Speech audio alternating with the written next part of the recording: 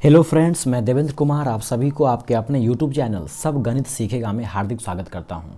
तो आइए आज क्लास 10th के एग्ज़ाम को ध्यान में रखते हुए हम आज एक मैराथन क्लास लेंगे जिसमें मॉडल सेट 1, 2, 3, 4, 5 सभी लगभग 500 क्वेश्चन का डिस्कशन करेंगे और ये पूरा भूगोल का निचोड़ है। इससे बाहर एक भी सवाल आपको एग्ज़ाम में नहीं आएगा, तो आप लास्ट टाइम में इसको रिविज़न के तौर पर ले सकते हैं और अपनी तैयारी में 4 चांद लगाने का कोशिश कर सकते हैं। मेरा पूरा कोशिश रहेगा कि हर एक सवाल को मैं डिटेल में आपको बताऊं ताकि एग्ज़ाम टाइम में आप इसको रिवीजन करके अच्छा मार्क ला सके। तो चलिए बिना वक्त गवाए स्टार्ट करते हैं। सवाल पहला दिया हुआ है, लाल सेना का गठन किसने किया था?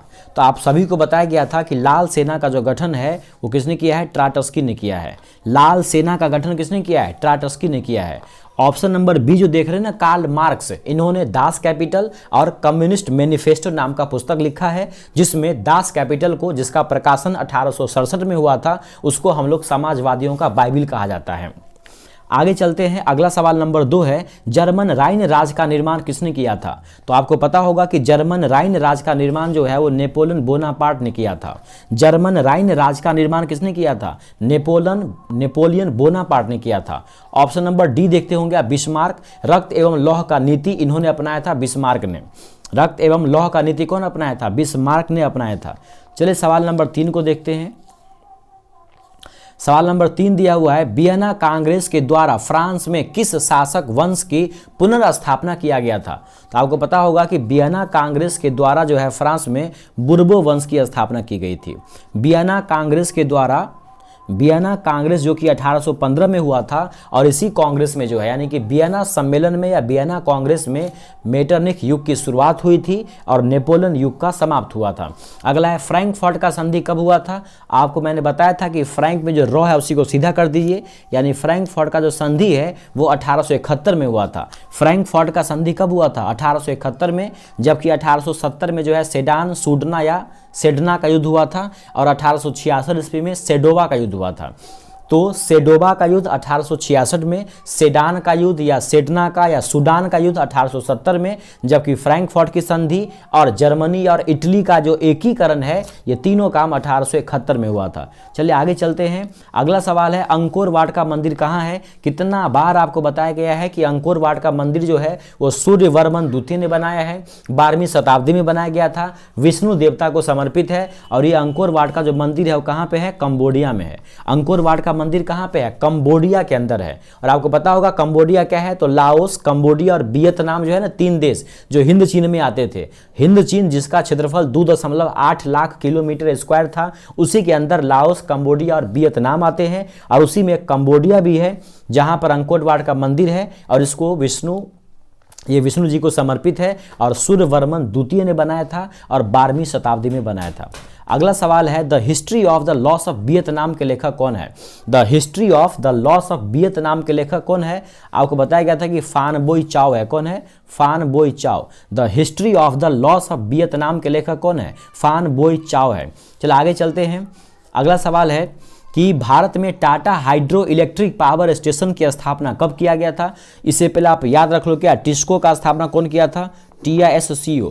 टिस्को का स्थापना जो है वो 1907 में किया गया था और इसके 3 साल के बाद यानी 1910 ईस्वी में जो है वो Tata hydro electric power station का स्थापना किया गया था।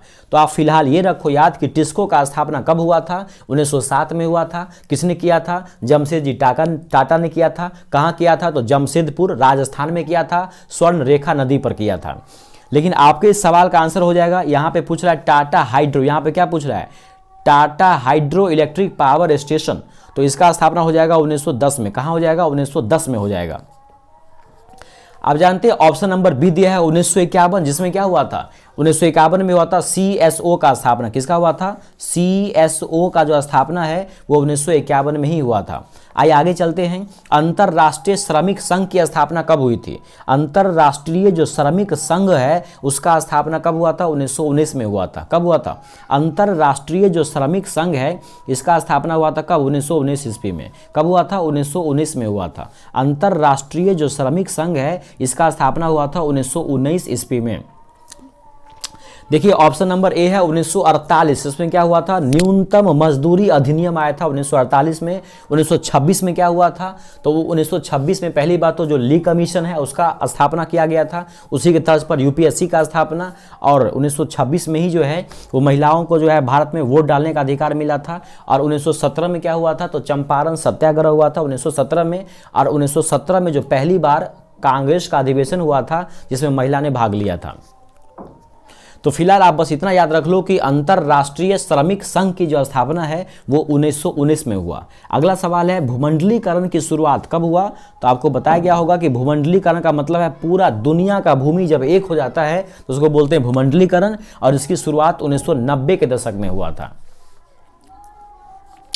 अगला सवाल है कि पहला विश्व बाजार के रूप में कौन सा शहर उभर करके आया था, तो पहला जो विश्व बाजार था वो अलेक्जेंड्रिया जो है वो उभर करके सामने आया था।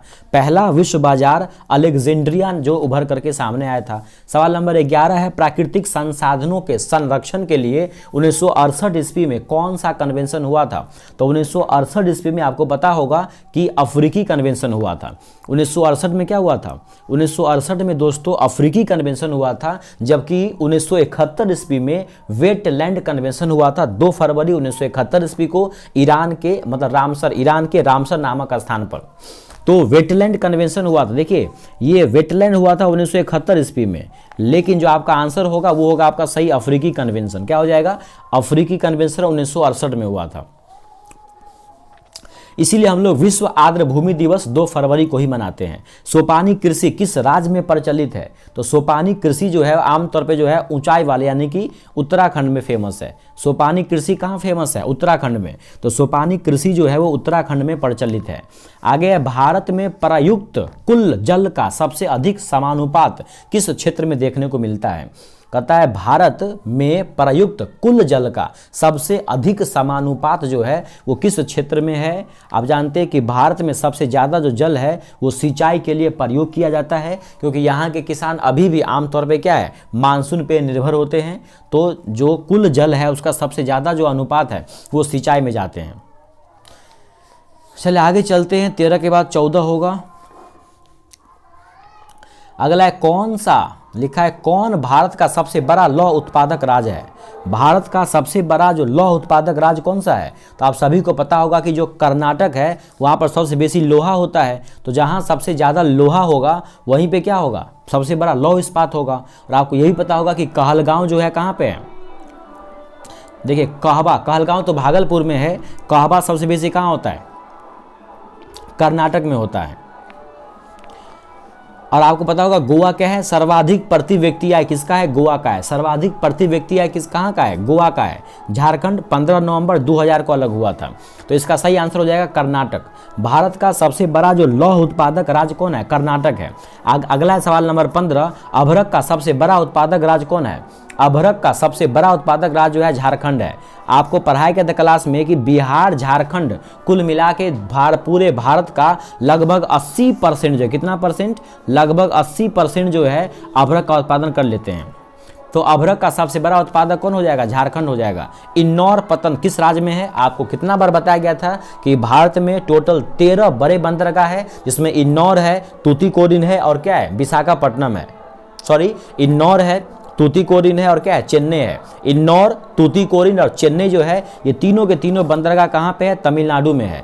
इन्नौर बंदरगाह तमिलनाडु में है, तूतीकोरिन तमिलनाडु में है, चेन्नई तमिलनाडु में है। विशाखापट्टनम तो हो जाएगा दोस्तों आंध्र प्रदेश में।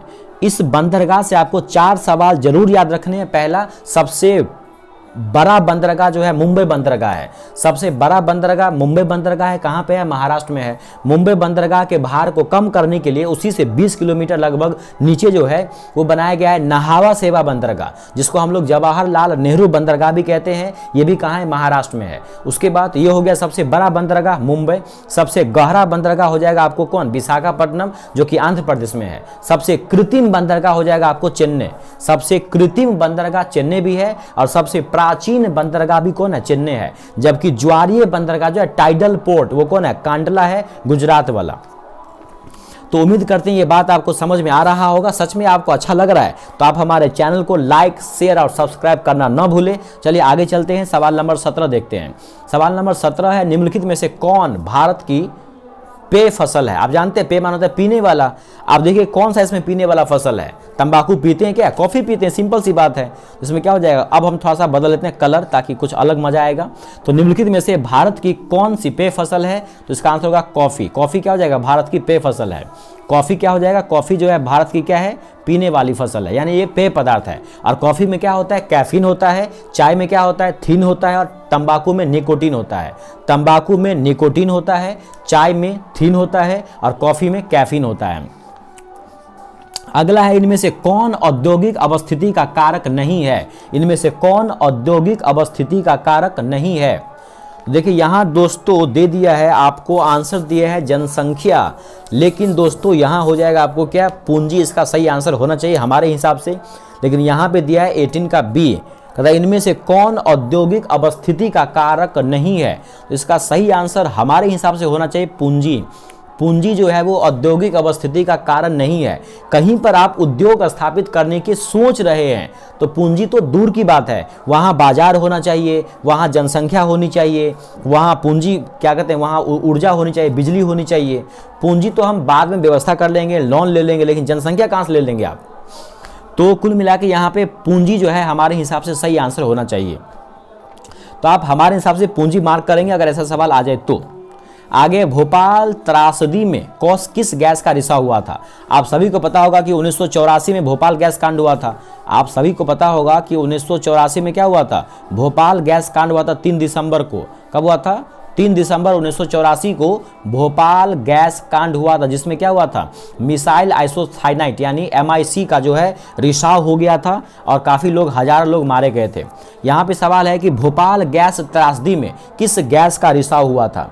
तो भोपाल गैस त्रासदी में मिथाइल आइसोसाइनाइट का रिसाव हुआ था। किसका हुआ था? मिथाइल आइसोसाइनाइट का।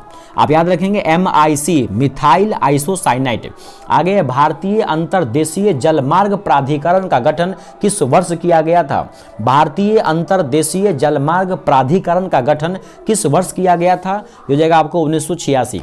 आप हमको ये बताइए कि उपभोक्ता संरक्षण अधिनियम कब आया था? ये भी 1986 में ही आया था। उपभोक्ता संरक्षण अधिनियम आया था 1986 में।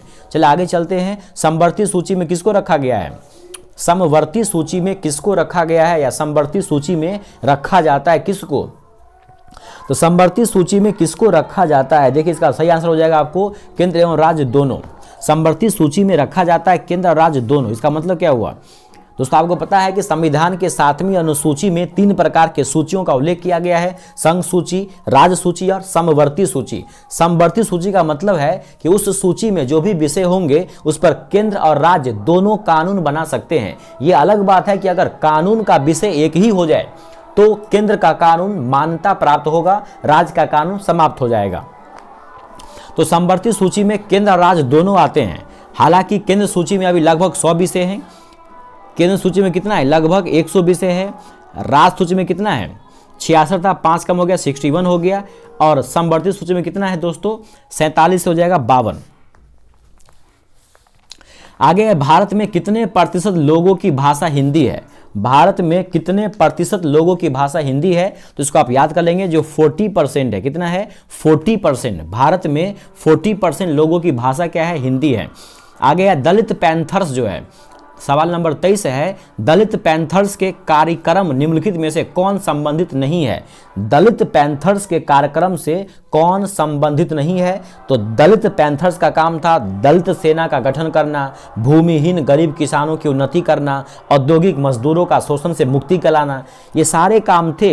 लेकिन दलित पैंथर का काम जाति प्रथा दोस्तों नहीं था, उसका जाति प्रथा का उन्मूलन करना ये काम दलित पैंथर का नहीं था। आइए अगला सवाल देखते हैं। बांग्लादेश का निर्माण कब हुआ था? आपको कई बार बताया गया है कि बांग्लादेश जो है वो पाकिस्तान से अलग हुआ था और बांग्लादेश का निर्माण हुआ था 1971 ईस्वी में। कब हुआ था? बांग्लादेश का निर्माण हो गया था 1971 ईस्वी में।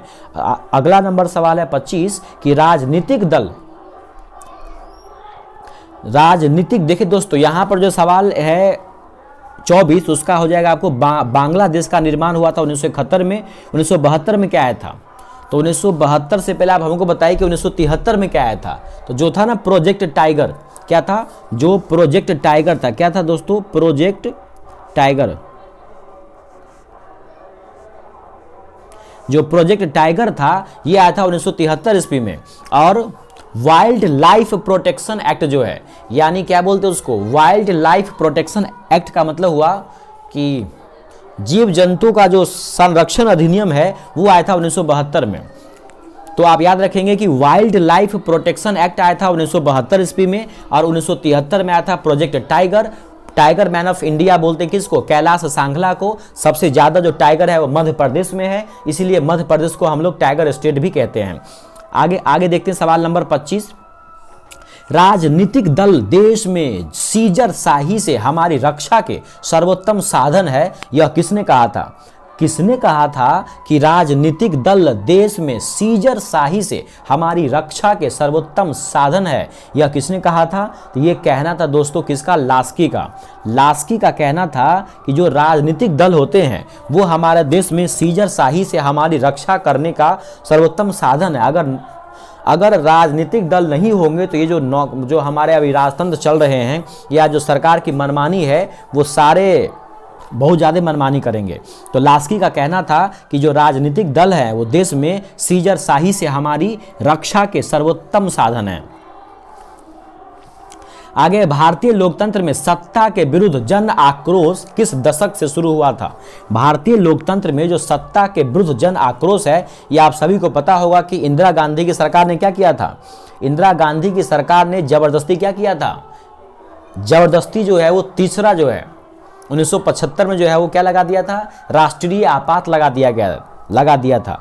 तो 1970 का जो दशक है उसमें जो है भारतीय जनता जो है वो सरकार के विरुद्ध हो गई थी। तो भारतीय लोकतंत्र में सत्ता के जो विरुद्ध जन आक्रोश देखने को मिला वो इंदिरा गांधी के शासनकाल में था 1970 के दशक में। अगला है, लोकतंत्र को सर्वोत्तम शासन क्यों माना जाता है? लोकतंत्र को सर्वोत्तम शासन माना जाता है क्यों?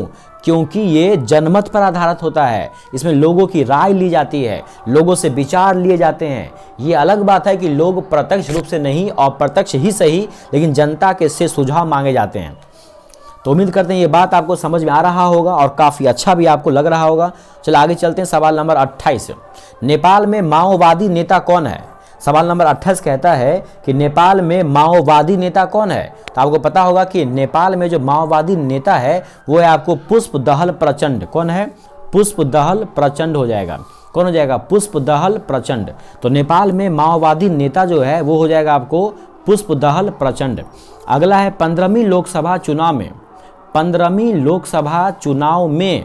15वीं लोकसभा चुनाव में कांग्रेस पार्टी को कितनी सीटें प्राप्त हुई थी? तो 15वीं लोकसभा चुनाव जो है उसमें कांग्रेस को 202 सीटें प्राप्त हुई थी। 15वीं लोकसभा चुनाव में कांग्रेस पार्टी को 202 सीटें प्राप्त हुई थी। सवाल नंबर 30 है, साख का क्या अर्थ होता है? कल ही परसों आपको बताए थे कि साख मतलब होता है विश्वास। साख का मतलब क्या होता है?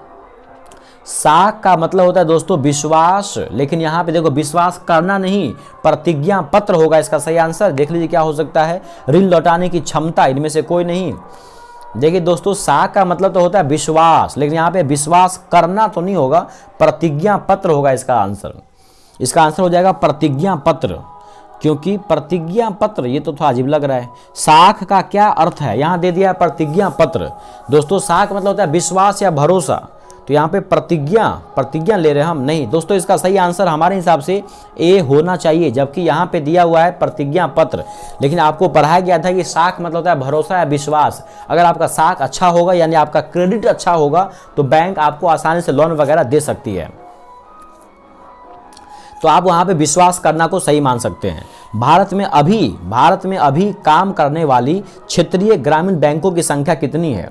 भारत में अभी भी काम करने वाली क्षेत्रीय ग्रामीण बैंकों की संख्या जो है, ये सवाल रिपीट हो गए, अभी 196 है, 196 है। भारत में काम करने वाली जो अभी क्षेत्रीय ग्रामीण बैंकों की संख्या है वो कितना है, 196 है।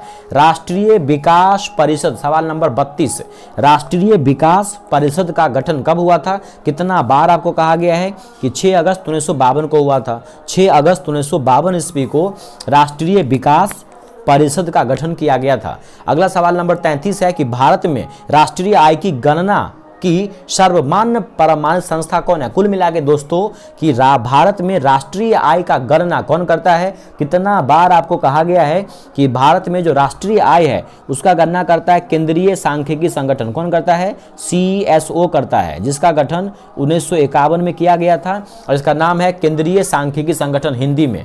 भारत में राष्ट्रीय आय की जो गणना है वो किस मतलब इसके लिए संस्था कौन सी है, तो केंद्रीय सांख्यिकी संगठन है। इसका स्थापना 1951 में हुआ था। शॉर्टकट में इसको CSO कहते हैं। CSO का मतलब केंद्रीय या सेंट्रल स्टैटिस्टिकल ऑर्गेनाइजेशन होता है।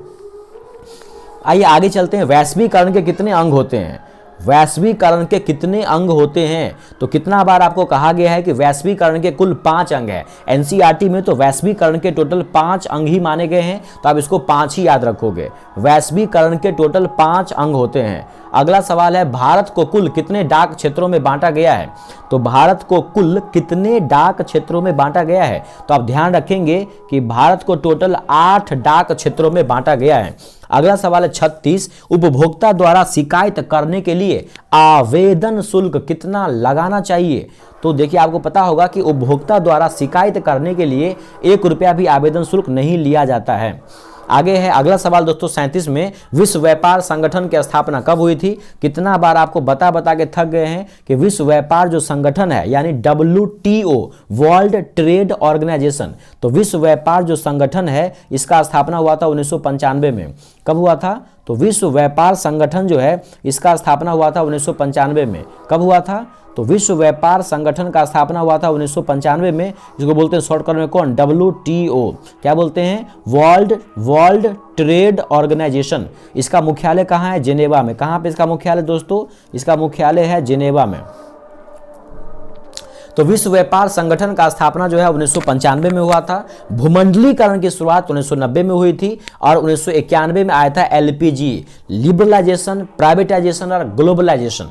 आगे आर्थिक विकास का तीसरा क्षेत्र कौन सा है। कितना बार बताया गया कि कृषि को बोलते हैं प्राथमिक क्षेत्र, उद्योग को बोलते हैं क्या, उद्योग को बोलते हैं द्वितीय क्षेत्र और सेवा को बोलते हैं दोस्तों तृतीय क्षेत्र। तो इसका सही आंसर हो जाएगा सेवा क्षेत्र। क्या हो जाएगा, सेवा। आर्थिक विकास का तीसरा क्षेत्र जो है वो सेवा क्षेत्र है। संसार का सबसे लोकप्रिय साधन क्या है दोस्तों, जब तक कुछ नहीं बोले वर्तमान तब तक आपको क्या लगाना है, सार्वजनिक टेलीफोन ही आंसर लगाना है, अपना दिमाग बिल्कुल भी नहीं लगाना है। संचार का सबसे लोकप्रिय साधन हो जाएगा सार्वजनिक टेलीफोन। निम्नलिखित में कौन प्राकृतिक आपदा है। कितना बार बताया गया था कि भूकंप हो, सुनामी हो, भूस्खलन हो, हिमस्खलन हो, बाढ़ हो, सूखा हो, चक्रवात हो, ये सब के सब क्या है, ये सब के सब प्राकृतिक आपदा है। यहाँ पे देखिए भूकंप इसका सही आंसर हो जाएगा। भूकंप क्या है, प्राकृतिक आपदा है। उसके बाद बम विस्फोट हो, महामारी हो, आतंकवाद हो, ये सब के सब क्या है, मानव जनित आपदा है। आइए आगे चलते हैं। बोल्शेविक सरकार के अध्यक्ष लेनिन ने 1918 ईस्वी में, कौन, लेनिन ने 1918 ईस्वी में ब्रेस्ट लिटोवस्क की संधि किस देश के साथ किया था। तो पहली बात तो आप याद रखिए कि ब्रेस्ट लिटोवस्क जो है ये हुआ था 1918 ईस्वी में। ब्रेस्ट लिटोवस्क की संधि जो है 1918 में हुआ था और ये किसके साथ किया गया, जर्मनी के साथ किया गया। किसके साथ किया गया दोस्तों, ये जो है किया गया जर्मनी के साथ। किसके साथ, जर्मनी के साथ। वार एंड पीस के लेखक कौन है। कितना बार बताया गया था कि वार एंड पीस एक ऐसा किताब है जिससे गांधी जी काफी प्रभावित हो गया था और इसका एक दूसरा किताब भी है क्या, अन्ना कैरोनीना। इस दोनों के लेखक कौन है, लियो टॉल्स्टॉय है। कौन है, लियो टॉल्स्टॉय। तो वार एंड पीस और अन्ना कैरोनीना के लेखक कौन है, लियो टॉल्स्टॉय है। अगला सवाल है दोस्तों, थोड़ा साफ नहीं दिख रहा होगा फिर भी आप थोड़ा सा मैनेज कीजिए। यूरोप में राष्ट्रवाद की पहली स्पष्ट अभिव्यक्ति कब हुई। यूरोप में राष्ट्रवाद की बात की जाए तो यूरोप में जो राष्ट्रवाद है उसकी पहली जो स्पष्ट अभिव्यक्ति है वो कब देखने को मिला, तो 1789 की फ्रांसीसी क्रांति में। कब, 1789 है, 1789 का जो फ्रांसीसी क्रांति है उसी में देखने को मिला था सबसे पहली बार। और आपको यह भी पता होगा कि हमारे अपने संविधान में समानता, स्वतंत्रता और जो बंधुत्व की नारा है वो हमने फ्रांस की क्रांति से ही लिया है। प्रस्तावना की जो भाषा है वो भी क्या कहते हैं, फ्रांस की क्रांति से लिया है। हालांकि प्रस्तावना तो अमेरिका से लिया है, लेकिन प्रस्तावना की भाषा जो है वो फ्रांसीसी क्रांति से लिया है। और समानता, स्वतंत्रता और जो बंधुत्व का नारा है ये भी हमारे देश के जो प्रेरणादायक है वो फ्रांस की क्रांति से लिया गया है। और फ्रांसीसी क्रांति 1789 में हुआ था। अगला जर्मन राइन राज्य का सवाल नंबर जो 44 है वो लिखा गया है, जर्मन राइन राज्य का निर्माण किसने किया था? तो कई बार आपको बता चुके हैं कि जर्मन राइन राज्य का निर्माण नेपोलियन बोनापार्ट ने किया था, जबकि रक्त एवं लौह का नीति बिस्मार्क ने अपनाया था। चल आगे चलते हैं। अगला सवाल आपके सामने ये रहा, सविनय अवज्ञा आंदोलन कब और किस यात्रा से शुरू हुआ? कितना बार आपको बताया गया है कि सविनय अवज्ञा आंदोलन जो है वो 1930 ईस्वी में साबरमती से दांडी निकले थे, दांडी यात्रा पे। तो सविनय अवज्ञा आंदोलन जो है वो 1930 में शुरू हुआ। कब हुआ? 1930 में शुरू हुआ। सविनय अवज्ञा आंदोलन जो है वो 1930 में शुरू हुआ। और ये कहाँ हुआ? तो साबरमती से दांडी के लिए शुरू किया गया। कहाँ शुरू किया गया? साबरमती से दांडी के लिए। कहाँ शुरू किया गया? साबरमती से दांडी के लिए। अगला है, भारत में खिलाफत आंदोलन कब और किस देश के शासक के समर्थन में शुरू हुआ? तो कितना बार बताया गया है कि जो खिलाफत आंदोलन है वो भारतीय मुसलमानों द्वारा ब्रिटेन के विरुद्ध तुर्की के खलीफा के समर्थन में किया गया था। तो भारतीय मुसलमानों द्वारा अंग्रेज के विरुद्ध तुर्की के खलीफा के समर्थन में किया गया ये आंदोलन था। और ये 1920 में शुरू किया गया था। अली बंधुओं के द्वारा जो है ये शुरू किया गया था खिलाफत आंदोलन को। चलिए आगे चलते हैं। अगला है, जमशेदजी टाटा के द्वारा जो टिस्को है, Tata iron and steel company, Tata iron and steel company जो टिस्को है, इसका स्थापना कब हुआ था? 1907 में हुआ था। कहाँ हुआ था? जमशेदपुर में हुआ था। किस नदी के किनारे? तो स्वर्ण रेखा नदी के किनारे। किस राज्य में? झारखंड में। किसने किया? जमशेदजी टाटा ने किया। ये क्या है? तो ये आयरन इस्पात कंपनी है। 1854 में आपको पता है भारत में पहला सफल सूती वस्त्रों की जो कारखाना है वो 1854 में ही लगा था। कहाँ पे? बम्बई, महाराष्ट्र में। और उसके बाद जो दूसरा लगा था वो 1863 में लगा था। कहाँ पे? अहमदाबाद में। हालांकि सबसे पहले जो है वो 1818 ईस्वी में कलकत्ता के फोर्ट ग्लास्टर में लगा था, जो असफल हो गया था। आगे पढ़ते हैं। सेफ्टी लैम्प, देखिए उससे ऊपर सवाल है 1923 में क्या हुआ था? तो 1923 में मोतीलाल नेहरू और चित्तरंजन दास ने क्या किया था? स्वराज पार्टी का गठन किया था। और 1995 में क्या हुआ था? तो वर्ल्ड ट्रेड ऑर्गेनाइजेशन, विश्व व्यापार संगठन, जिसका मुख्यालय जिनेवा में है, उसका स्थापना किया गया था। अगला सवाल है, सेफ्टी लैंप का आविष्कार किसने किया था? आप सभी को पता होगा हम्फ्री डेवी ने किया था सेफ्टी लैंप का आविष्कार। सेफ्टी लैंप का आविष्कार किसने किया था? तो दोस्तों सेफ्टी लैंप का जो आविष्कार है वो हम्फ्री डेवी ने किया था। साथ के साथ आपको यह भी याद रखना है जो जेम्स हारग्रीव्स जो क्या था? Spinning jenny. क्या था? स्पिनिंग जेनी का आविष्कार किया था। SPINNING, स्पिनिंग जेनी जो है क्या है? स्पिनिंग जेनी का आविष्कार जो है वो 1770 में किया था जेम्स हारग्रीव्स ने। कब किया था? 1770 में किया था जेम्स हारग्रीव्स के द्वारा। जबकि सेफ्टी लैम्प का आविष्कार हम्फ्री डेवी ने 1815 में किया था। कब किया था? 1815 में। कब किया था? इसका गठन किया गया था दोस्तों 1815 में। कब किया गया था? सेफ्टी लैम्प का आविष्कार 1815 में किया गया था। सेफ्टी लैम्प का आविष्कार जो है 1815 में किया गया था हम्फ्री डेवी के द्वारा। चलिए आगे चलते हैं। भारत में पहला छापाखाना कहाँ लगाया गया था? तो भारत में जो पहला छापाखाना है वो लगा था दोस्तों कहाँ? गोवा में। क्योंकि आप सभी को पता होगा कि पहले कौन आए थे? पुर्तगाली आए थे। वो कहाँ आए थे? गोवा आए होंगे। तो सबसे पहले जो है लगा था गोवा में। भारत में पहला जो छापाखाना है वो सबसे पहले कहाँ लगा था? तो लगा था गोवा में। और गोवा जो है उसकी प्रति व्यक्ति आय क्या है? सबसे ज़्यादा है। गोवा में प्रति व्यक्ति आय सर्वाधिक है। कलकत्ता में पहली बार सूती कपड़ों का कारखाना लगा था 1818 में, लेकिन वो असफल हो गया। पहला सफल कारखाना बम्बई में लगा था। और बम्बई को सूती वस्त्रों की राजधानी भी कहते हैं, फिनेंशियल कैपिटल भी कहते हैं। 1854 ईस्वी में पहली बार जो है वो लगा था यहाँ पे कारखाना। आगे है किस भारतीय समाचार पत्र ने वर्नाक्यूलर प्रेस एक्ट से बचने के लिए रातों रात अपनी भाषा बदल ली थी। सबसे पहले आप याद रखो कि वर्नाक्यूलर जो प्रेस एक्ट है वो आया था 1878 ईस्वी में। वर्नाक्यूलर जो प्रेस एक्ट है वो 1818 में आया था, लॉर्ड लीटन के समय में। कौन लाया था? लॉर्ड लीटन लाया था। कौन लाया था? Lord Lytton.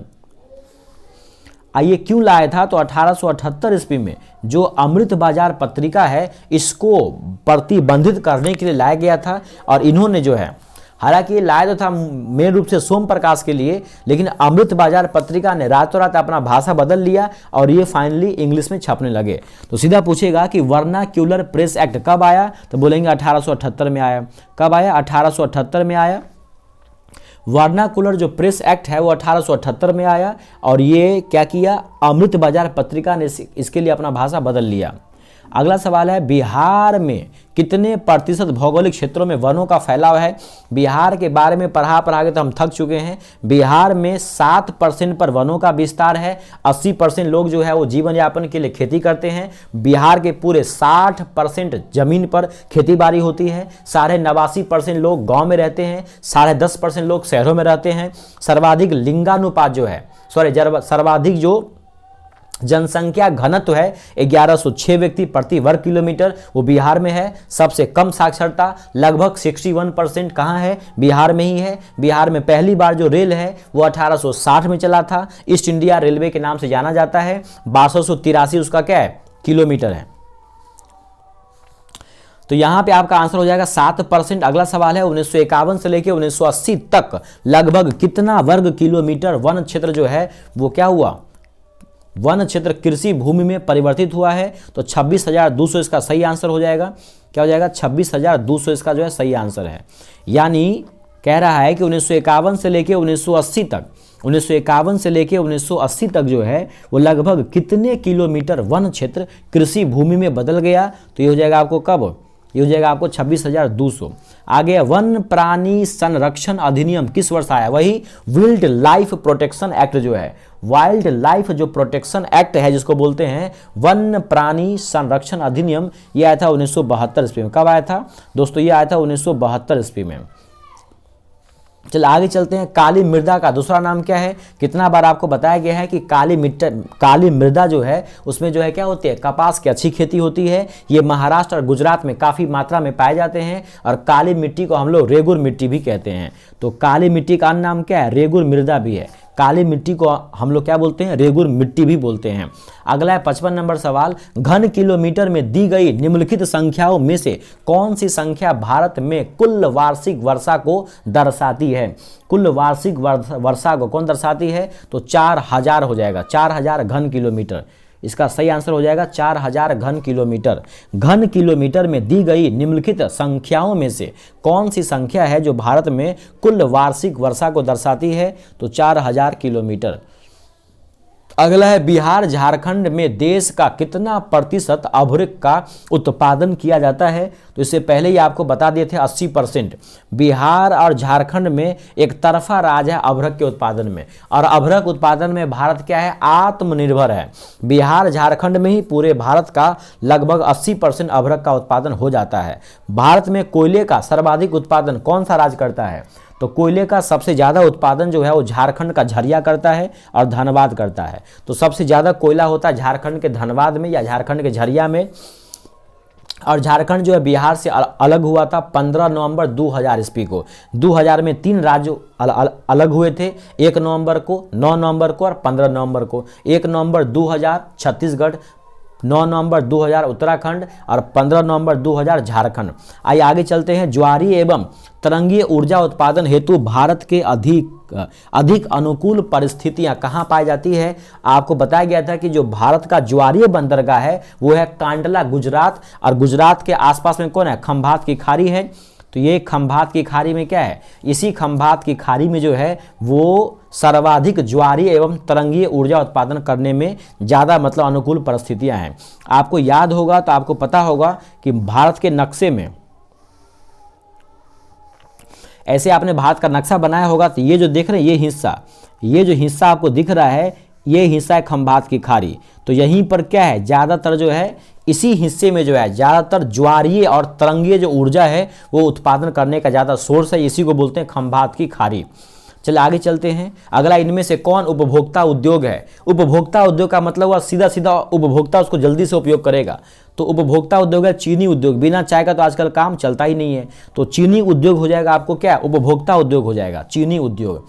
अगला है कुशेश्वर स्थान बिहार के किस जिले में है? सभी को पता होगा जो कुशेश्वर स्थान है वो कहाँ है दोस्तों? कुशेश्वर स्थान दरभंगा में है। कुशेश्वर स्थान कहाँ है? दरभंगा जिले में है। भागलपुर में क्या था? बोलिए, भागलपुर क्या था? कहलगांव। कहलगांव जो है भागलपुर में था, और कांटी कहाँ था? मुजफ्फरपुर में था। चलिए आगे चलते हैं। अगला सवाल है दोस्तों, अगला किधर होगा? 60 के बाद होगा 61। ये रहा 61। लोकतंत्र में निम्नलिखित में से कौन राजनीतिक शक्ति का स्रोत है? तो लोकतंत्र में जो राजनीतिक शक्ति है वो कहाँ से आता है? आप सभी को पता होगा कि जो हमारा संविधान है वो कहाँ से शुरू होता है? We the people of India, हम भारत के लोग भारत को एक प्रभुत्व संपन्न ऐसा करके जो प्रस्तावना है, यानी हमारी प्रस्तावना का शुरुआत ही होता है जनता से। इसका मतलब साफ है दोस्तों कि जो राजनीतिक शक्ति है उसका स्रोत को ना जनता ही है। अगला सवाल है, सोवियत संघ का विघटन कब हुआ था? देखिए यहाँ पे थोड़ा सा मामला है दोस्तों। सोवियत संघ का जो विघटन है वो हुआ था 1991 ईस्वी में। कब हुआ था? 1991 में हुआ था, लेकिन यहाँ पर तो ऑप्शन ही नहीं दिया हुआ है, तो यहाँ पे आप क्या करेंगे? सोवियत संघ का जो विघटन है वो कब हुआ? तो सोवियत संघ का जो विघटन है वो एग्जैक्टली तो 1991 में हुआ था। जो रूस जो है यूएसएसआर जो 15 राज्यों में टूट गया था, लेकिन यहाँ तो ऑप्शन ही नहीं है, और इस बुक में आंसर दिया है दोस्तों 1989। तो इस सवाल को थोड़ा सा आप देख लेना। हमारे हिसाब से अगर ज़्यादा क्लोज लगाना हो तो हम तो 1990 लगा देंगे, लेकिन यहाँ पर जो है ये बोला है 1989। इसको थोड़ा सा आप लोग क्या करेंगे, एक बार देख लेंगे, क्योंकि बुक के हिसाब से बुक में साफ साफ लिखा हुआ है, बुक में साफ साफ लिखा हुआ है कि सोवियत संघ का जो विघटन है वो हुआ था 1991 ईस्वी में। कब हुआ था? सोवियत संघ का जो विघटन है वो 1991 में किया गया था। चलिए आगे चलते हैं। गठबंधन की सरकार बनाने की संभावना किस प्रकार की दलीय व्यवस्था में रहती है? तो गठबंधन की सरकार तो दोस्तों वहां बनेगा जहां बहुदलीय व्यवस्था है, सिंपल सी बात है। गठबंधन की सरकार तो वहां बनेगी जहां पर क्या है, कई सारे दल हैं। एक दलीय में क्या बनाओगे आप? गठबंधन। राजनीतिक दलों का गठन सर्वप्रथम किस देश में हुआ था? राजनीतिक दलों का जो गठन है वो सबसे पहले हुआ था उसी देश में जिन्होंने पूरे दुनिया को गुलाम कर दिया था, तो ये हो जाएगा आपको ब्रिटेन। राजनीतिक दलों का गठन सबसे पहले जो है वो ब्रिटेन में हुआ था। अगला सवाल है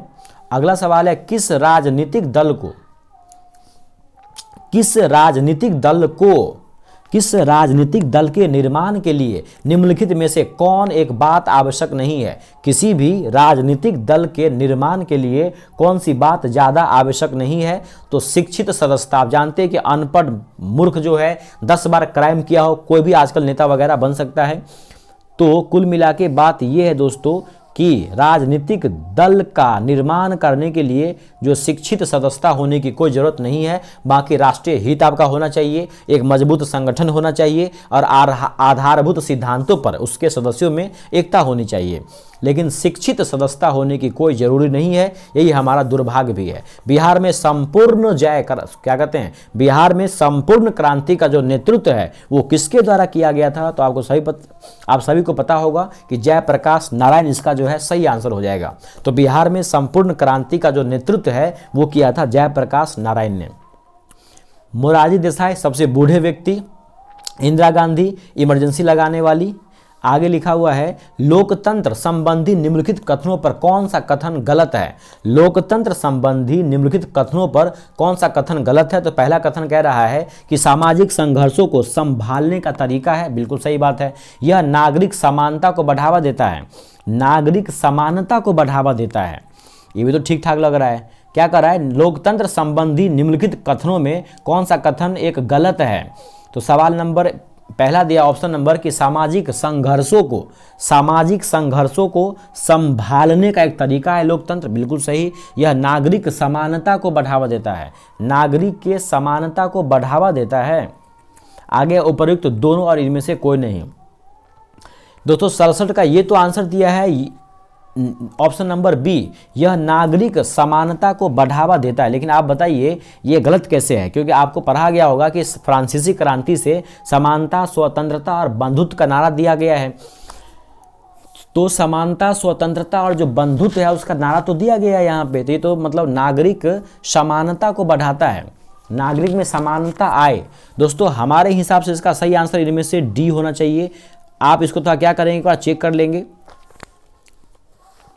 आगे चलते हैं। विश्व के कितने हिस्से में लोकतंत्र व्यवस्था नहीं है? अभी भी कुछ ऐसे देश है जहां पे लोकतंत्र व्यवस्था नहीं है, तो 1/4 देश अभी भी ऐसे हैं जहां पर लोकतंत्र स्थापित नहीं हुआ है। ये अलग बात है कि शासन व्यवस्था में सबसे अच्छा व्यवस्था जो है वो लोकतंत्र का ही है। अगला है, लोकतंत्र की सफलता निर्भर करती है किस पर? लोकतंत्र की जो सफलता है वो किस पर निर्भर करती है? आइए इसके बाकी ऑप्शन को समझते हैं। ये रहा, देखिए, नागरिकों की विवेकपूर्ण सहभागिता पर। ऑप्शन नंबर सी इसका सही आंसर होगा दोस्तों, कि लोकतंत्र की जो सफलता है, लोकतंत्र की जो सफलता है वो किस पर निर्भर करती है? तो नागरिक वहाँ पे समझदार होंगे, सूझबूझ के साथ अपने वोट का प्रयोग करेंगे, तो जाके लोकतंत्र ज़्यादा सफल हो पाएगा। व्यावसायिक बैंकों का राष्ट्रीयकरण कब किया गया था? कितना बार आपको बताया गया था कि पहले स्लॉट में 14 बड़े व्यावसायिक बैंकों का राष्ट्रीयकरण हुआ था 1969 में। 1969 ईस्वी में 14 बड़े व्यावसायिक बैंकों का राष्ट्रीयकरण किया गया था। और 1975 में क्या हुआ था? तो क्षेत्रीय ग्रामीण बैंकों की स्थापना हुई थी। और वर्तमान में 196 जो है वो क्या है? क्षेत्रीय ग्रामीण बैंक है। तो आपका सही आंसर हो जाएगा क्या? 1969 में कितना हुआ था दोस्तों? तो ये होता आपको 14 बड़े व्यावसायिक बैंकों का जो है राष्ट्रीयकरण किया गया था। किस क्षेत्र को प्राथमिक क्षेत्र कहा जाता है? कितना बार रिपीट हो गया?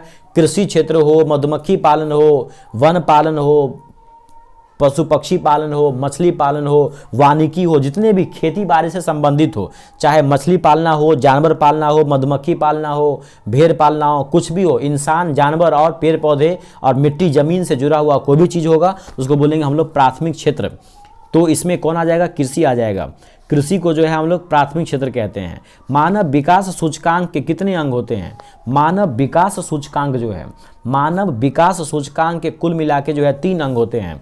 मानव विकास सूचकांक जो है उसके कितने अंग होते हैं? 3 अंग होते हैं, इसको आप ध्यान रखेंगे। अगला सवाल है, कौन सी सेवा गैर सरकारी है? कौन सी सेवा है जो क्या है? गैर सरकारी है। आपको पता होगा मॉल सेवा जो है वो सरकार का तो है नहीं, वित्त सेवा सरकार का है, सैन्य सेवा सरकार का है, रेल सेवा सरकार का है, लेकिन मॉल तो कोई आम आदमी खोलता है। तो मॉल सेवा जो है वो गैर सरकारी सेवा है। भारत में नई आर्थिक नीति की घोषणा कब की गई थी? आप सभी को पता होगा कि जब हमारे देश में एलपीजी आया था, जब हमारे देश में एलपीजी आया था, क्या आया था दोस्तों? एलपीजी। जब हमारे देश में क्या आया था? एलपीजी आया था, लिबरलाइजेशन, प्राइवेटाइजेशन और ग्लोबलाइजेशन। ये 1991 में आया था। और इसी में जो है नई आर्थिक नीति लागू किया गया था, यानी जो हमारी आर्थिक नीति थी उसको थोड़ा सा उदार बनाया गया था ताकि अधिक से अधिक व्यापार हो, विदेशी कंपनियां हमारे देश में आए और हमारी अर्थव्यवस्था को बूस्टअप करें।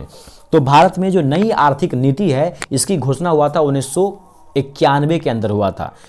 कब हुआ था? 1991 में। 1881 में क्या हुआ था दोस्तों? तो 1881 में पहला जो है कंपनी अधिनियम आया था, फैक्ट्री एक्ट आया था पहला। और 1885 में क्या हुआ था? भारतीय राष्ट्रीय कांग्रेस का स्थापना हुआ था। आगे है, भारत में कितने विशेष आर्थिक क्षेत्र विकसित किए गए हैं? भारत में कितने विशेष आर्थिक क्षेत्र है? देखिए इसका आंसर होगा 7। विशेष आर्थिक क्षेत्र हो जाएगा 7। विशेष आर्थिक क्षेत्र हो जाएगा 7। लेकिन आप ध्यान रखेंगे कि यहाँ पर जो दिख रहा है आपको, कहाँ गया? पीछे होगा दोस्तों, याद नहीं आ रहा है वो।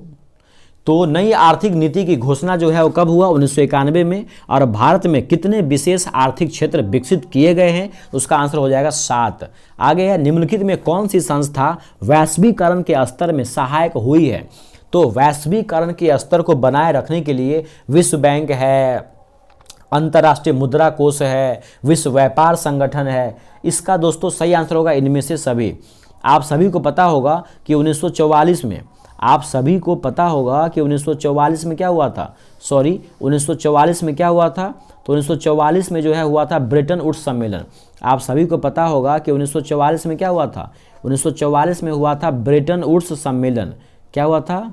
ब्रेटन वुड्स सम्मेलन हुआ था। और इसी सम्मेलन में अंतर्राष्ट्रीय मुद्रा कोष यानी IMF और विश्व बैंक जो है WB, इस दोनों का स्थापना जो है वो इसी 1944 के सम्मेलन में किया गया था। तो अंतर्राष्ट्रीय मुद्रा कोष हो या विश्व बैंक हो, इस दोनों का मुख्यालय जो है वाशिंगटन DC में है, जबकि विश्व व्यापार संगठन जो है WTO का स्थापना 1 जनवरी 1995 को हुआ था। इसका मुख्यालय जेनेवा में है। तो दोस्तों इसका एग्जैक्ट आंसर हो जाएगा इनमें से सभी। क्या हो जाएगा? इनमें से सभी। आगे है, यदि किसी वस्तु या सेवा का मूल्य 20 लाख से ज़्यादा हो जबकि 1 करोड़ से अधिक होगा तो कहाँ चला जाएगा दोस्तों? वो चला जाएगा आपको राज्य फोरम के अंदर। ये मैंने आपको कल भी बताया था कि जब 20 लाख से कम वाले हो तब होगा जिला फोरम में, और 20 लाख से 1 करोड़ के बीच में होगा तब होगा राज्य फोरम में, और अगर 1 करोड़ से भी ज़्यादा होगा तब हो जाएगा आपको राष्ट्रीय आयोग में। तो उम्मीद करते हैं आपको वीडियो अच्छा लग रहा होगा। वीडियो को लाइक, शेयर और सब्सक्राइब जरूर करें ताकि हमारा मोटिवेशन और बने और हम आपके लिए नए नए वीडियोस लाते रहें। चलिए आगे चलते हैं। राष्ट्रीय आय का क्या मतलब है? राष्ट्रीय आय को बताने से पहले आप हमें बताइए कि प्रति व्यक्ति आय क्या है। तो आपको कई बार बताया गया है कि प्रति व्यक्ति आय होता है राष्ट्रीय आय बटे देश की कुल जनसंख्या। तो यहाँ पर पूछ रहा है कि राष्ट्रीय आय क्या है। तो राष्ट्रीय आय का सीधा मतलब है दोस्तों जो उत्पादन के साधन है, जो भी आपको उत्पादन हुआ है उसका जो आय है, उत्पादन के साधनों पर जो आय लगते हैं ना, जो कुछ भी उत्पादन हुआ है उसके साधनों पर जो आय, यानी 1 वर्ष के अंदर भारतीय सीमा में जितना भी वस्तुओं का उत्पादन हुआ है और सेवा का उत्पादन हुआ है उसका अंतिम फाइनल मूल्य क्या है, वही होता है राष्ट्रीय आय। आगे भूस्खलन वाले क्षेत्र में, भूस्खलन वाले क्षेत्रों में ढलानों पर मकान का निर्माण करना कैसा है? तो क्या हो जाएगा? अनुचित हो जाएगा। आप ही बताइए, ढलान वाले क्षेत्रों में भवन का निर्माण करेंगे तो क्या होगा? भगवान नहीं दोस्तों, भवन का जब निर्माण करेंगे तो क्या होगा? आप भी ढल जाएंगे, यानी कि ये गलत बात है, यानी कि अनुचित है वो। आज का अंतिम सवाल है सेट नंबर 1 का, यानी मॉडल सेट 1 का आज का ये लास्ट सवाल है। सुनामी प्रभावित क्षेत्रों में मकानों का निर्माण कहाँ पर करना चाहिए? तो कितना बार आपको बताया गया है। पहली बात तो आप समुद्र तट से दूर बनाएं और जाके कहाँ बनाएं? ऊंचाई पर बनाएं। तो सुनामी प्रभावित क्षेत्रों में मकानों का जो आकार है वो आपको समुद्र तट से दूर ऊंचाई पर बनाने चाहिए। तो उम्मीद करते हैं ये वीडियो आपको काफ़ी अच्छा लगा होगा, हेल्पफुल लगा होगा। सच में अगर हम कुछ आपको मदद पहुंचा पा रहे हैं तो हमारे चैनल को सब्सक्राइब जरूर करें और लाइक शेयर जो भी करना चाहे आप कर सकते हैं, ताकि हम नए नए और भी इन्फॉर्मेटिव वीडियो आपके लाते रहें। आपका लाइक कमेंट जरूर करें कि वीडियो आपको कैसा लगता है, ताकि हम नए वीडियो में कुछ सुधार कर सके। जो कुछ भी त्रुटि आपको दिखती है आप जरूर उसे बताएं, हमें कमेंट जरूर करें। जो लोग भी वीडियो को देखते हैं वो लाइक करें, कमेंट करें और शेयर जरूर करें। तो मिलते हैं किसी अगले वीडियो में, तब तक अपना ख्याल रखिए। गुड नाइट, धन्यवाद।